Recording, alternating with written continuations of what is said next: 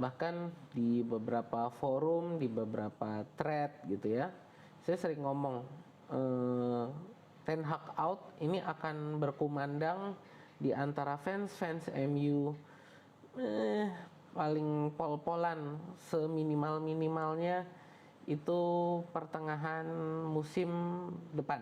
Jadi ya paling nggak sekitar Januari Februari 2024 gitu ya, Januari Februari 2024 itu akan Ten Hag out ini akan ramai akan trending di kalangan fans MU. Saya nggak bilang akan dipecat 2024 ya, tapi bahwa paling enggak di 2024 itu fans MU akan berkumandang Ten Hag out. Nah, teman-teman, itu video saya bikin Agustus 2022 ya. Jadi masuk ya ramalannya. Di situ saya bilang kan sebelum Januari Februari 2024. Nah, bulan apa sekarang? Ini sekarang November 2023 ya, dan mulai ramai ini kan Erik ten Hag out itu kan sekitar Septemberan ya. Septemberan 2023 ini. Ya ini jadi ini yang saya sebenarnya bukan hanya mau menyombongkan ramalan saya, tapi saya bikin video ini kenapa? Karena dari pembicaraan itu sering sekali ini nama Mikel Arteta dibawa-bawa gitu. Jadi biasalah ini ketika seorang manajer mengalami masalah di tahun pertama, tahun kedua, mereka selalu bawa-bawa tuh, lihat Mikel Arteta dikasih waktu sama Arsenal, lihat sekarang bagaimana Arsenal bisa sukses. Nah, ini sebenarnya ada beberapa hal yang menurut saya bisa dipelajari oleh Erik ten Hag dari Mikel Arteta gitu kan. Ya kalau kalian mau bawa nama Mikel Arteta, paling enggak tahu dulu apa yang Mikel Arteta lakukan sehingga dia bisa dapat waktu di Arsenal. Ya. Yang pertama nih saya mau ngomong, ini adalah ya, ini komunikasi dengan pemilik. Satu visi dulu antara Arteta dengan keluarga Kroenke sebagai pemilik Arsenal ya, dengan KSI, Kroenke Sports Entertainment. Apa yang dilakukan Arteta ketika pertama kali dia ditunjuk sebagai pelatih Arsenal? Dia terbang ke Amerika, dia presentasi apa yang mau dia lakukan. Ya, makanya dia kan kalau pada saat wawancara ya beberapa tahun ini dia selalu ngomong Arsenal ini baru mencapai fase berapa. Terakhir dia ngomong itu adalah Arsenal lebih cepat dari jadwal untuk bisa sampai ke fase 4 gitu.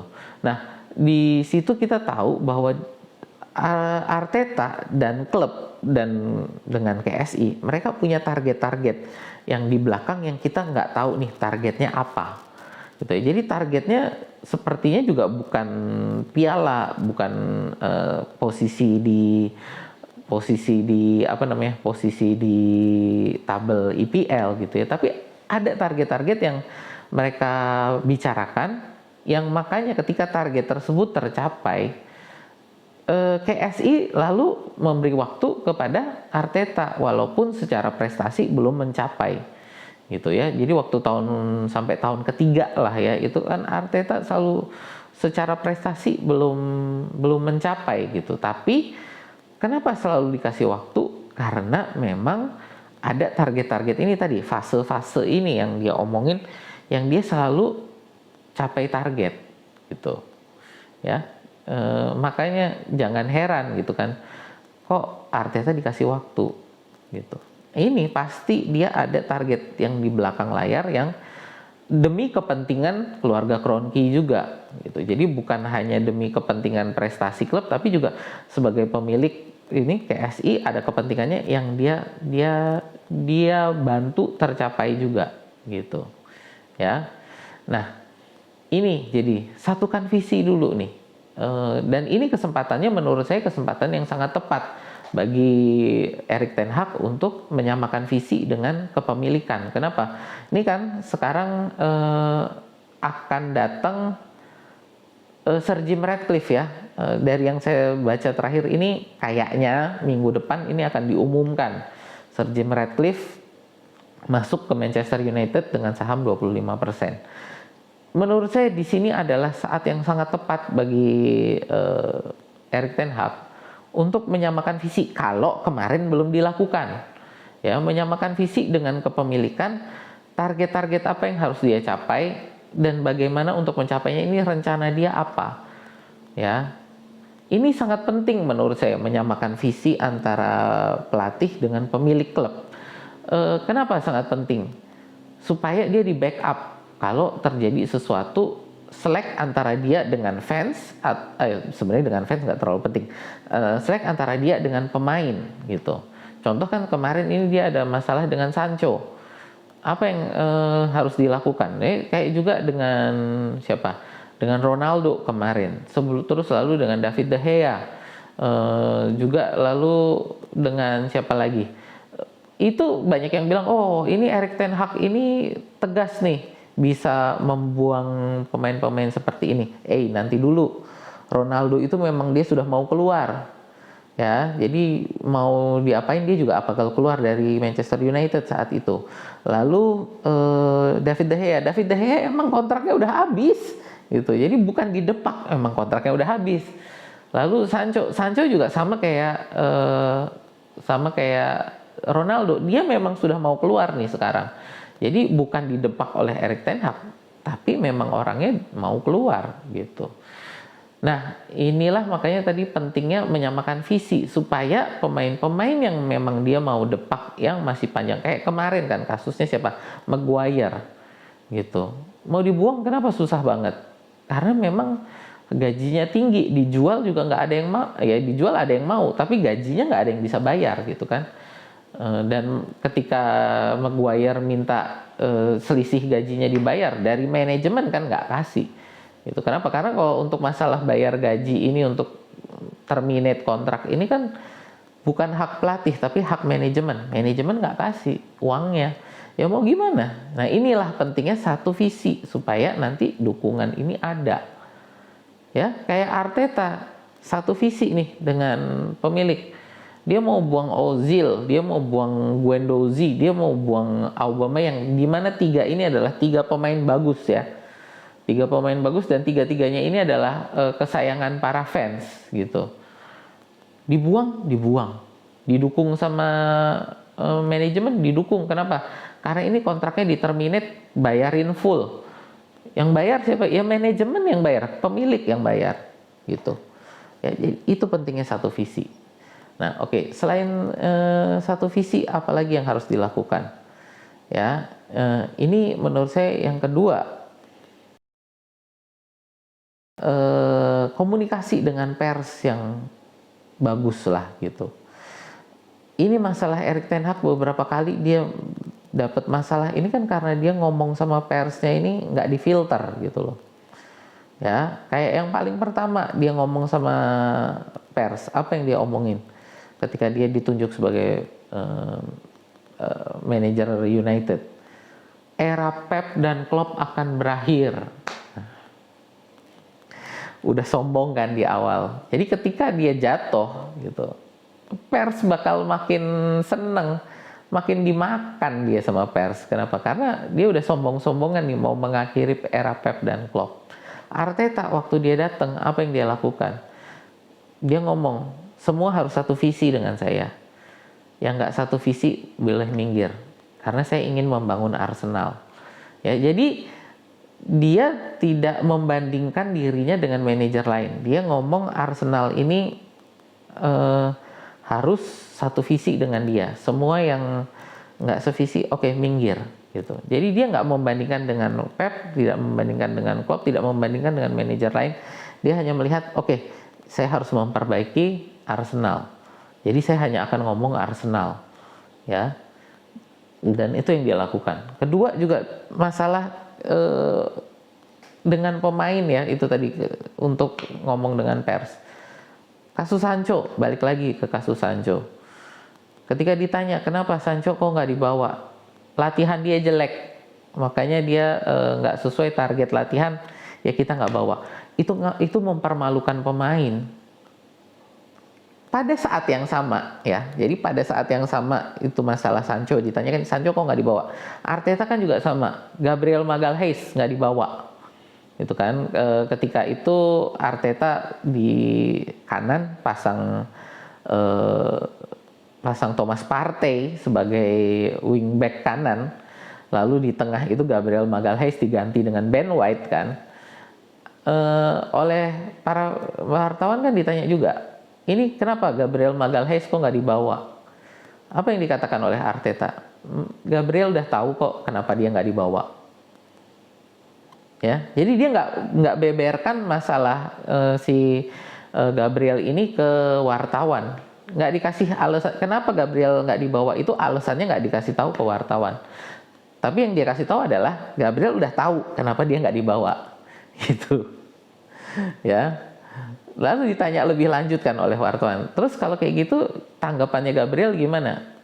Arteta cuma ngomong, ya saya harap dia bisa menerima dengan baik. Ya kalau dia mau menunjukkan, ya nanti kalau saya kasih kesempatan dia harus menunjukkan bahwa memang dia pantas ada di starter Arsenal. Nggak dibeberin, kenapa masalah dia nggak dibawa? Apakah latihannya jelek? Apakah dia ada masalah apa? Nggak dibeberin. Dia cuma kasih tahu. Gabriel udah tahu. Ya tinggal tanggapan dia nanti gimana terhadap masalah yang dia sudah tahu. Ya nanti dia memperbaiki sendiri. Gitu. Nggak dibeberin kan. Nah ini yang udah beberapa kali si Ten Hag ini jatuh ke dalam masalah itu, jadi rame itu, dan membuat tekanan kepada dia makin besar itu karena dia masalah ngomong sama pers. Ingat waktu sama Ronaldo dulu ya, dia coba ngemong Ronaldo kan, ketika Ronaldo ngambek pulang duluan tuh dari waktu itu masih pramusim kan, pulang duluan, jadi belum pertandingan belum selesai, dia di bangku cadangan, dia pulang duluan. Itu kalau sama Arteta udah ditendang ya, saat itu juga udah ditendang, nggak bakal itu sampai dia ngomong ke Piers Morgan duluan gitu kan baru dipecat, enggak. Dia udah berani kayak gitu sama Arteta udah dipecat duluan gitu.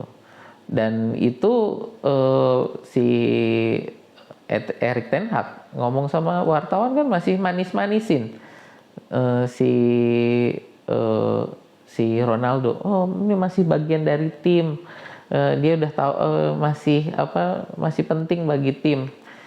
Ya. Dan ketika ternyata terkuak bahwa dia sebenarnya nggak penting bagi tim gitu kan. Karena Ronaldo sendiri kan yang ngomong gitu di Piers Morgan bahwa Erik ten Hag tidak melihat dia sebagai bagian tim yang penting kan.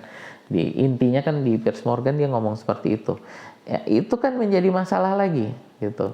Ya, ketika dia ngomong mau coba bullshit di wartawan dibuka sama orang, ini selalu jadi masalah.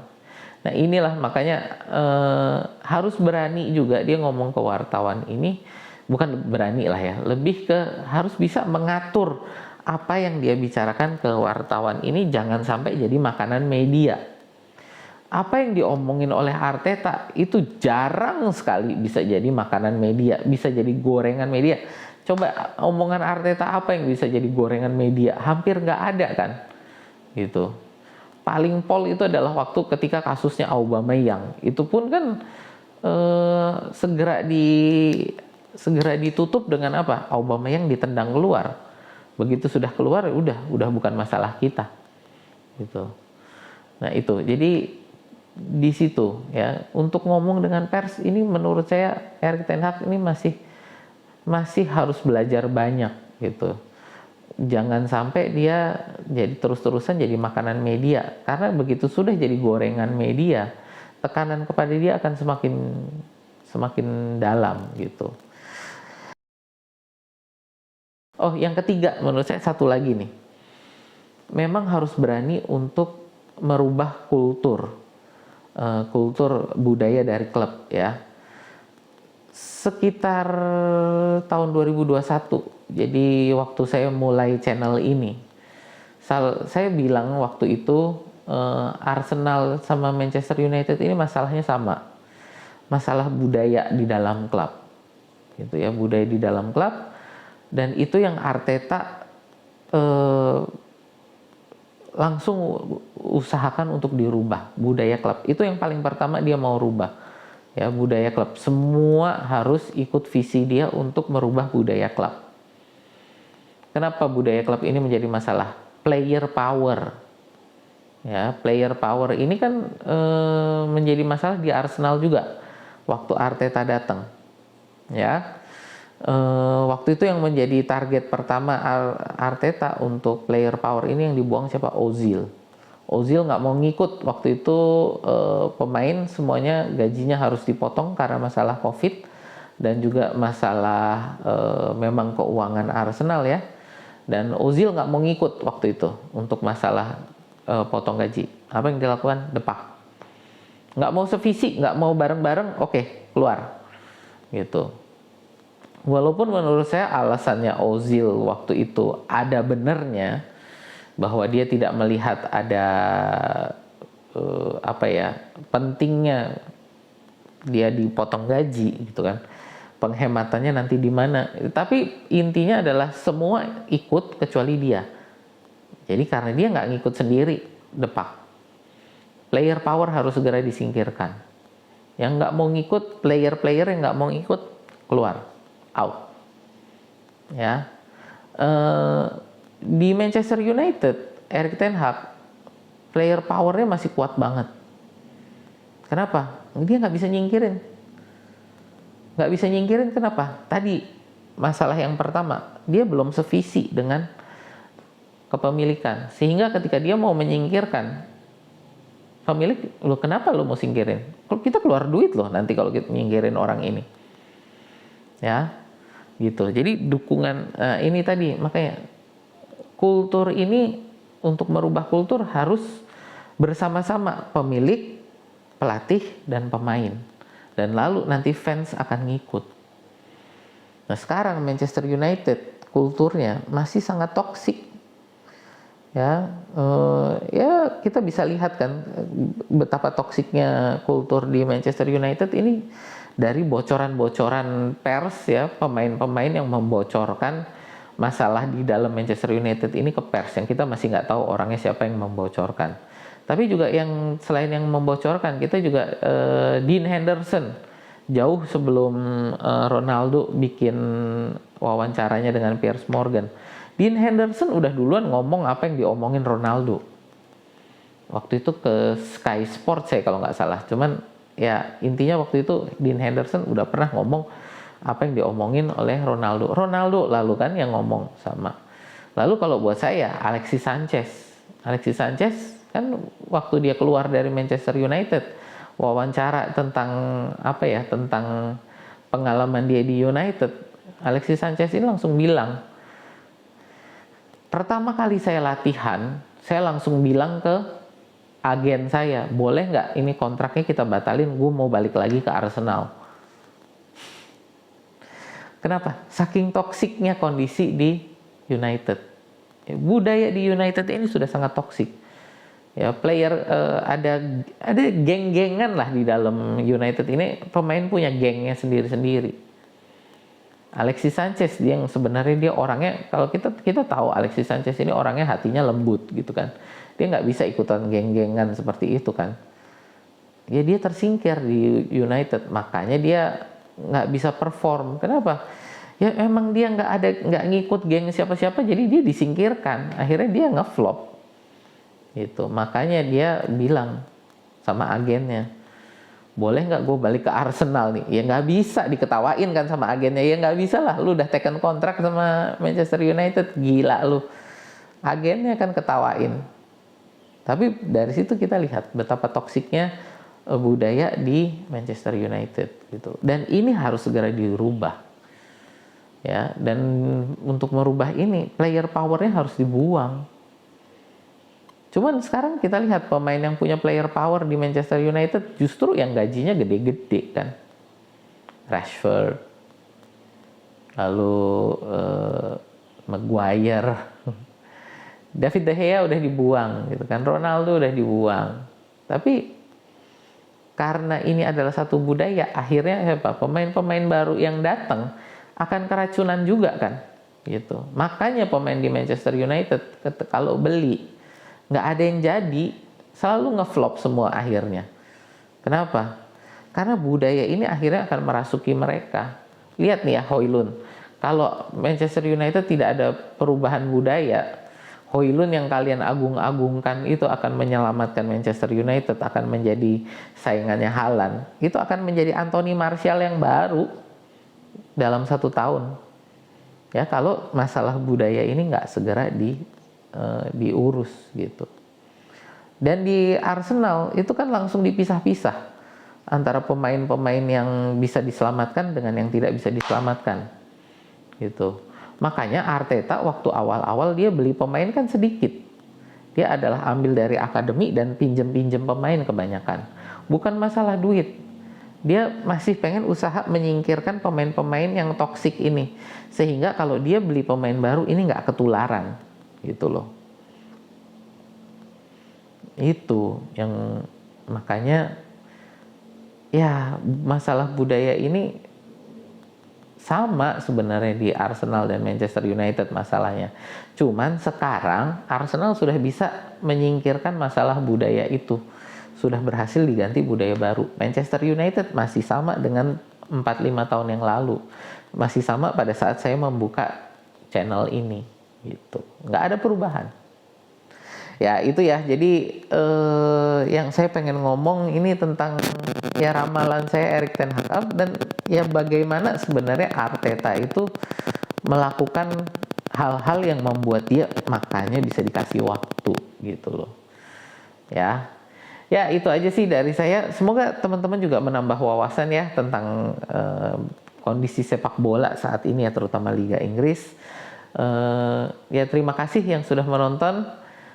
Kalau teman-teman suka ya dengan konten-konten semacam ini, boleh yuk di like, share, dan subscribe. Dan mungkin kalian punya pendapat sendiri tentang masalah ini, boleh tulis di kolom komentar. Setuju, nggak setuju?